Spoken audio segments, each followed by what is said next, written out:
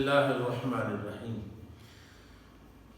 کیا حال ہے جناب؟ مزاج گرامی ٹھیک ہیں؟ امید ہے کہ آپ صحت اور سلامتی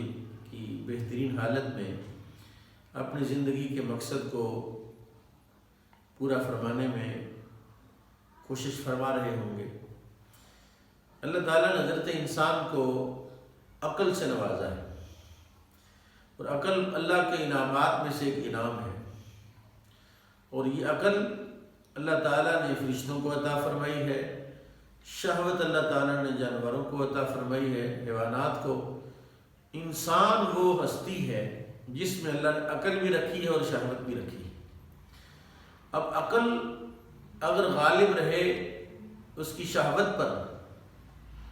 تو انسان فرشتوں کا ہم نشین ہوتا ہے، اور اگر شہوت غالب رہے عقل پر تو انسان حیوانوں کا ہم نشین ہوتا ہے۔ اس لیے عقل کے باب میں نبی کریم صلی اللہ تعالی علیہ وسلم کا ارشاد ہے کہ جو ایک لمحے کا تفکر کرے، تفکر، تدبر، کائنات میں غور و فکر کرنا، اللہ تعالیٰ کی معرفت کے لیے سورج میں، چاند میں تدبر کرنا، اور ان کے وقت پر نکلنے پر تدبر کرنا، اور اس کی جتنی مخلوقات ہیں، رسول کریم نے ارشاد فرمایا ایک لمحے کا تدبر 1000 سال کی عبادت سے افضل ہے۔ اور یہ جو فکر انسانی ہے، اس فکر کی جمہور علماء نے، حکماء نے، صوفیاء نے اس فکر کی 5 وجہیں بیان فرمائی کہ جب بندہ تدبر کرتا ہے مختلف چیزوں میں تو پھر اس سے کیا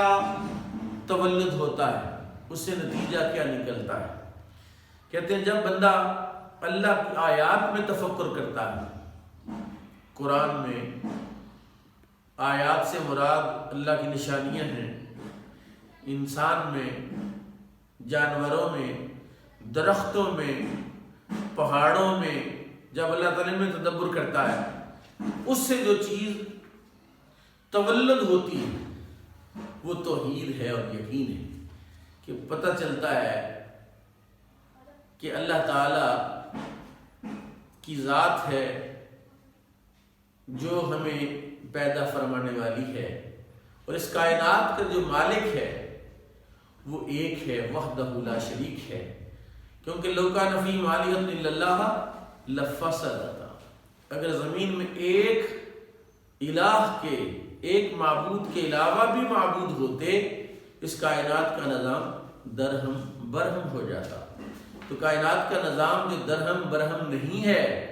اس کا سبب فقط یہ ہے کہ اللہ وحدہ لا شریک ہے۔ اور جب اس اللہ وحدہ لا شریک کی آیات میں، اس کی آثار میں جب آپ تدبر کرتے ہیں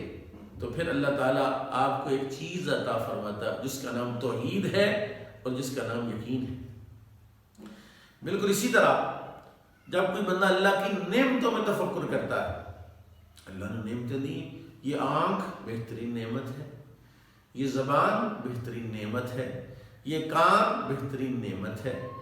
یہ ناک بہترین نعمت ہے، قوت شامہ سونگھنے کی قوت، قوت باصرہ، قوت سامعہ، قوت لامسہ، جی، قوت ذائقہ، یہ ساری حواس خمسہ ظاہرہ جو ہیں یہ اللہ نے ہمیں عطا فرمائے۔ تو ان اللہ کی نعمتوں پر جو انٹرنل ہیں اور ایکسٹرنل ہیں، ظاہری اور باطنی، دونوں نعمتوں پر جب بندہ تدبر کرتا ہے اس سے جو چیز پیدا ہوتی ہے وہ ہے محبت الہی، کہ اللہ تعالیٰ نے ہمیں بھی پیدا فرمایا، اللہ نے کتوں کو بھی پیدا فرمایا، اللہ نے گائیوں کو بھی پیدا فرمایا، اللہ نے پرندوں کو بھی پیدا فرمایا، اللہ نے درختوں کو بھی پیدا فرمایا، اللہ نے پتھروں کو بھی پیدا فرمایا۔ اور یہ جو آلاء اللہ ہیں ان میں جب بندہ تدبر کرتا ہے تو لا محالہ رب کی محبت پیدا ہوتی ہے۔ اور جب بندہ اللہ تعالیٰ کے وعدہ میں تفکر کرتا ہے، جو اللہ نے وعدہ فرمایا، اللہ کہتا ہے وبشر الذین آمنوا وعملوا الصالحات ان لهم جنات تجری من تحتها الانہار۔ اللہ نے وعدہ فرمایا ہمارے ساتھ، اللہ نے جنت کا وعدہ فرمایا، اللہ نے بخشش کا وعدہ فرمایا، اللہ نے مغفرت کا وعدہ فرمایا، اللہ نے پردہ پوشی کا وعدہ فرمایا، اللہ نے معاف کرنے کا وعدہ فرمایا، اللہ نے انعامات عطا فرمانے کا وعدہ فرمایا۔ جب ان پر بندہ غور کرتا ہے اور اس سے جو چیز تولد ہوتی ہے، اس سے جو نتیجہ نکلتا ہے، اس کو رغبت کہتے ہیں۔ کس کی طرف رغبت؟ اللہ کی طرف رغبت، اللہ کی طرف میلان، کہ اللہ نے اتنا کچھ ہمیں عطا، اللہ نے اتنا کچھ عطا فرمایا، سبحان اللہ۔ پھر بندے کا رغبت ہوتی ہے اللہ کی طرف۔ اور جب بندہ اللہ تعالیٰ کی وعید، جو اس نے ڈرایا ہے، دھمکی دی ہے، اللہ نے کہا اگر کوئی گناہ کرے گا تو وہ اس کو دیکھے گا، فَمَن يَعْمَلْ مِثْقَالَ ذَرَّةٍ خَيْرًا يَرَهُ وَمَن يَعْمَلْ مِثْقَالَ ذَرَّةٍ شَرًّا يَرَهُ۔ جو ایک رائی کے دانے کے برابر نیکی کرے گا تو اس کو دیکھ لے گا، ایک رائی کے دانے کے برابر برائی کرے گا اس کو دیکھ لے گا۔ اللہ تعالیٰ نے وعید فرمایا، جب اللہ کی وعید پر کوئی بندہ تدبر کرتا ہے، اللہ کی دھمکی پر تدبر کرتا ہے، جب سورہ واقعہ کی تلاوت کرتا ہے، جب سورہ ملک کی تلاوت کرتا ہے، اس میں اللہ تعالیٰ کی جو وعیدات ہیں ان میں جب تفکر کرتا ہے تو پھر اللہ کی ہیبت، اللہ کا خوف، اللہ تعالیٰ کا ڈر بندے کے ذہن میں، گمان میں، فکر میں پیدا ہوتا ہے۔ اور پھر کریم رب ہے، وہ کہتا ہے جب تم مجھ سے ڈرتے ہو تو پھر بھی میں تمہیں نوازتا ہوں، اور جب میرے ڈر سے، میرے خوف سے تمہارے جسم کے رونگٹے کھڑے ہو جائیں، تمہارے گناہ اس طرح جھڑ جاتے جیسے پت جڑ کے موسم میں، خزاں کے موسم میں درخت کے پتے جھڑ جاتے ہیں۔ جب تمہاری آنکھ سے میری ہیبت اور میرے خوف سے ایک مکھی کے سر کے برابر ایک آنسو کا قطرہ نکلتا ہے، ایسی آنکھ پر اللہ جہنم کو حرام کر دیتا ہے۔ ہیبت۔ اور پھر جب بندہ تدبر کرتا ہے اپنی تقصیر میں، اپنی کوتاہیوں میں، کہ یار اس کی مہربانی کتنی ہے، اس کے انعامات کتنے ہیں، اس کی نعمتیں کتنی ہیں، اور پھر میں نے تو اطاعت میں، عبادت میں اتنی کوتاہیاں کی، میں تو پوری نمازیں بھی نہیں پڑھتا، میں تو پورے روزے بھی نہیں رکھتا، میں تو اس کے حکم کی نافرمانی کرتا ہوں۔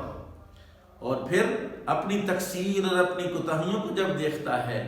تو پھر جو چیز پیدا ہوتی ہے اللہ تعالیٰ کے احسانات، کہ جب اسی کی نافرمانی کرتا ہے،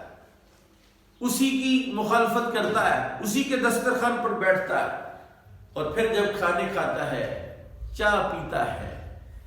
دودھ پیتا ہے، شہد کھاتا ہے، اور پھر اپنی کوتاہیاں اور کمیاں